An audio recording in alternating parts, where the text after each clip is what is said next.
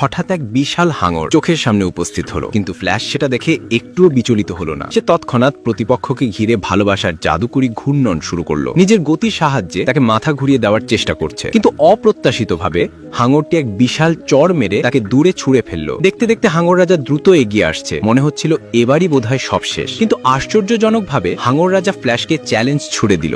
পানির নিচে গতির প্রতিযোগিতায় নামতে চায় সে। ফ্ল্যাশ এক মুহূর্ত না ভেবে চ্যালেঞ্জটি গ্রহণ করলো। তারপর সে বিদ্যুতের মতো চোখ, নার্ভ, মন, শরীর ছাপিয়ে আক্রমণে ঝাঁপিয়ে পড়লো। এতে হাঙর রাজা পুরোপুরি রেগে গেল, সঙ্গে সঙ্গেই তাড়া করতে লাগলো, ফ্ল্যাশকে মূল্য চোকাতে চায়। এরপর দুজন পানির নিচে শুরু করলো গতি ও উত্তেজনার এক তীব্র লড়াই। সময়টা ঠিক হয়েছে মনে করে ফ্ল্যাশ আবারও ব্যবহার করলো সেই ভালোবাসার জাদুকরী ঘূর্ণন। পানির নিচে দাদুর দেওয়া শেষ শক্তিটুকু নিয়েও সে পাগলের মতো ছুটতে লাগলো। খুব দ্রুতই একটি বিশাল গর্ত সৃষ্টি হলো। নিজের শরীর থেকে নির্গত বজ্রধারার সাহায্যে সে হাঙর রাজাকে সম্পূর্ণভাবে বেঁধে ফেললো। হাঙর রাজা বারবার ধাক্কা দিতে থাকলো, তার পুরো দেহ ক্ষতবিক্ষত হয়ে গেল। এটা দেখে সঙ্গে সঙ্গে নিজের বিদ্যুৎ শক্তি হাতের তালুতে কঞ্জীভূত করলো, দ্রুত এক আঘাত হানলো এবং সরাসরি হাঙর রাজাকে পুরোপুরি নিস্তেজ করে দিল। ভিডিওটি ভালো লাগলে লাইক করে দাও।